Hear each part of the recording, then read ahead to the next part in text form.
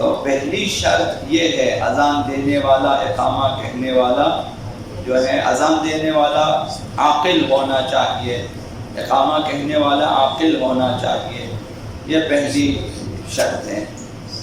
اور اس کے بعد شیعہ 12 امامی ہونا چاہیے، غیر شیعہ یا غیر 12 امامی اذان کہے، اقامہ کہے تو ہماری نماز اور جماعت کے لیے کافی نہیں ہے۔ اور یہ بھی عرض کیا تیسری شرط کی، اگر جماعت میں مرد حضرات ہیں تو پھر جو ہیں کسی خاتون کی اذان یا اقامہ کافی نہیں ہے، حتماً مرد کو اذان اور اقامہ کہنا چاہیے۔ اور یہ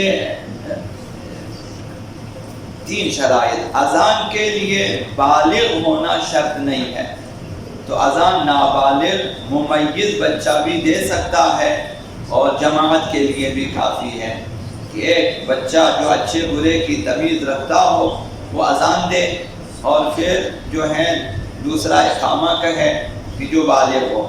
اذان میں بالغ بلوغت شرط نہیں ہے، اگر انسان نابالغ بچے کی اذان سنے، ممیز بچہ ہو اللہ، تو اسی پہ اکتفا کر سکتا ہے۔ جماعت میں ایک نابالغ بچے نے اذان دی تو آپ بھی اسی کے ساتھ نماز پڑھ سکتے ہیں، یعنی وہ ثواب آپ کے لیے بھی ہے، آپ سے ساقط ہے۔ لیکن بنا بر احتیاط واجب نابالغ بچہ اقامہ نہیں کہہ سکتا ہے جماعت کے لیے، کہ جماعت میں اذان دے بے شک ہو لیکن اقامہ نہ کہے، اقامہ بالغ شخص کو کہنا چاہیے۔ لہذا نماز جماعت کے لیے نابالغ ممیز بچہ اذان دے سکتا ہے لیکن اقامہ نہیں کہہ سکتا۔ نابالغ ممیز بچہ اگر فرادہ نماز پڑھتا ہے تو اپنی نماز کے لیے اس کی اذان اور اس کی اقامہ اسی کے لیے کافی ہے وہ خود، لیکن دوسروں کے لیے کافی نہیں ہے، اس کی اذان کافی ہے، اقامہ کافی ہے۔ دوسرا مسئلہ، چوتھی شرط اذان اور اقامہ میں یہ ہے کہ اذان اور اقامہ کے تمام جملوں کو قصد قربت کی نیت سے کہنا چاہیے، یعنی خداوند متعال کی خوشنودی کے لیے کہنا چاہیے، اخلاص کے ساتھ کہنا چاہیے۔ اگر بغیر قصد قربت کے اذان کہے وہ اذان باطل ہے، بغیر قصد قربت کے اقامہ کہے تو باطل ہے۔ ابھی ایک جوان مثلا وہ اٹھ کر اذان دے نماز کے لیے یا جماعت کے لیے اور قصد قربت نہ ہو، ایسے ہی اٹھ کے دے دیں اپنی مرضی سے، نماز کا قصد نہ ہو، مثلا جو ہے خداوند متعال کی خوشنودی اور استحباب کا قصد نہ ہو تو وہ کافی نہیں ہے، یا دوسروں کو دکھانے کے لیے اذان دے اقامہ کہے تو کافی نہیں ہے، باطل ہے اور ثواب نہیں ہے۔ تو اذان اور اقامہ میں نیت قصد قربت ضروری ہے اور اخلاص ضروری ہے۔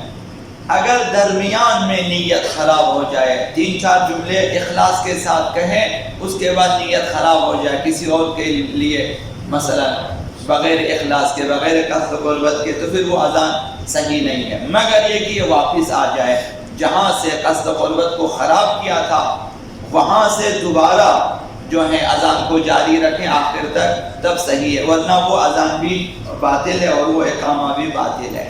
تو چوتھی شرط یہ ہے کہ اذان اور اقامہ میں قصد قربت ہو، اذان دینے والا، اقامہ کہنے والا خداوند متعال کی خوشنودی کے لیے، حصول ثواب کے لیے اور مستحب امر کو بجا لانے کے لیے اذان کہے اور اقامہ کہے۔ اذان اور اقامہ میں 5ویں شرط یہ ہے کہ صحیح عربی میں کہنا چاہیے، ورنہ باطل ہے۔ صحیح عربی میں کہنا چاہیے، ہر حرف کو ادا کرنا چاہیے، الف کو الف ہی ادا کرے، با کو با ہی ادا کرے، ہا کو ہا ہی ادا کرے۔ تو اگر صحیح عربی میں نہ کہیں، ایک حرف کی جگہ دوسرا حرف ادا کرے، صاد کی جگہ سین، مثلا دال کی جگہ زا، یا مثلا اس طرح سے ہا کی جگہ ہا ادا کرے تو وہ صحیح نہیں ہے، بنابر ثواب نہیں ملے گا، وہ مستحب جس کی تاکید کی گئی تھی وہ مستحب ادا نہیں ہوگا۔ تو اذان دینا ثواب ہے، مستحب ہے، اور اس کی اجر و پاداش بہت زیادہ ہے۔ انشاءاللہ 1-2 دن آپ کی خدمت میں ہم جو ہے عرض کریں گے، لیکن صحیح اذان دینی چاہیے۔ اب اذان دینے کا شوق ہے سب میں، لیکن سیکھنے کا شوق نہیں ہے۔ بہت سارے قاری حضرات آپ کے پاس موجود ہیں، ان کے پاس جائیں، اپنی اذان کو ٹھیک کر دیں اور اس کے بعد اذان دیں۔ اذان کو ٹھیک کرنا ضروری ہے۔ اور نماز کے جملوں میں، اذان کے جملوں میں جو ہے ایک حرف ہے جسے ہا کہا جاتا ہے، یہ بہت زیادہ ہے۔ عموماً یہی ٹھیک نہیں ہے، ہا کو صحیح ادا نہیں کرتے۔ اذان کے بیشتر جملوں کے آخر میں ایک ہا ہے، اسے چھوڑ دیتے ہیں۔